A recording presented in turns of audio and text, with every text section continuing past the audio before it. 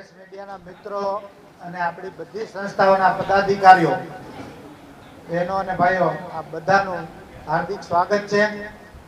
મીડિયાને ખરેખર હું નમસ્કાર કરું છું મીડિયા ભાઈઓને કે ભારત દેશમાં નૈતિક અધપતનનો જે આ મુદ્દો છે, નૈતિક અધપતન જે વાણી વિલાસ છે, એના માટેનો જે કાંઈ મુદ્દો છે એને અટકાવવા માટે જે આપણે મળીએ છીએ, એના અટકાવવા માટે ક્ષત્રિય સમાજે બીડું ઝડપ્યું છે. એમાં આપ સર્વે સરખે સરખા ભાગીદાર છો, એટલે આપને નમસ્કાર કરું છું. આપ બધા પણ એના અભિનંદનના અધિકારી છો.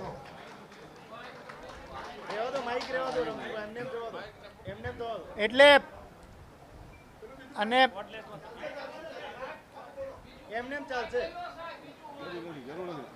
આપણે જ્યારથી આ પ્રશ્ન ઊભો થયો ત્યારથી એ પ્રશ્નમાં જે કાંઈ અલગ અલગ વળાંક આવ્યા અને આ એક સંસ્કૃતિના મુદ્દા ઉપર અમને સમજાવવાની અથવા તો હળવાશથી લેવાની જે વાત પક્ષ અને સરકારે કરી, એનું આ પરિણામ છે. એટલા માટે એક સામાન્ય વાત છે કે આ નૈતિક અધપતનને અટકાવવા માટે એક વ્યક્તિ પોતાનું ખાલી સંસદ સભ્ય પદ નથી છોડી શકતા. જેને આટલા રજવાડાઓ આપી દીધા એને કેવી રીતે આપી દીધા છે? તમે એક ખાલી સંસદ સભ્ય તમારી જિંદગી આખી રહેવું છે? એવું કોઈ સંજોગોમાં ક્ષત્રિય સમાજ સ્વીકારે નહીં. ભારત દેશનો ક્ષત્રિય સમાજ ન સ્વીકારી શકે. એટલા માટે આ જે એમની ટિકિટ છે એ રદ કરવા સિવાય કોઈ પણ જાતની ચર્ચા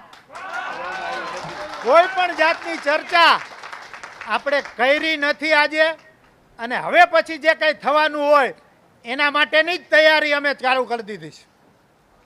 એટલે આ બધા સંસ્થાઓના પ્રતિનિધિઓ અને પ્રેસ મીડિયા બધાને ખાસ વિનંતી છે કે કોઈ પણ પ્રકારનું, અમે કોઈ વખત સ્ટ્રેટેજીના ભાગરૂપે આપના ફોન ન ઉપાડી શકતા હોય, જવાબ ન આપી શકતા હોય તો અમને થોડું જતું કરજો, દરગુજર કરજો. કારણ કે ક્યાંક ને ક્યાંક અમે અમારા આયોજનમાં લાગેલા હોય એટલે દરેક વખતે તરત જવાબ આપવો શક્ય નથી હોતો. પણ ધ્યેય બધાનો એક જ છે કે જે કંઈ આ નૈતિક અધપતનની વાત છે, જે કાળી ટીલી લગાડવાની વાત છે ઇતિહાસને, એ કોઈ પણ સંજોગોમાં અટકવી જોઈએ. અને એને અટકવાની શરૂઆત કોકે તો કરવી પડશે. એટલે સર્વ સમાજને આપણે વિનંતી કરીએ છીએ કે આપ બધા પણ આપની આમાં આહુતિ આપો, આપ બધા પણ આમાં જોડાઓ.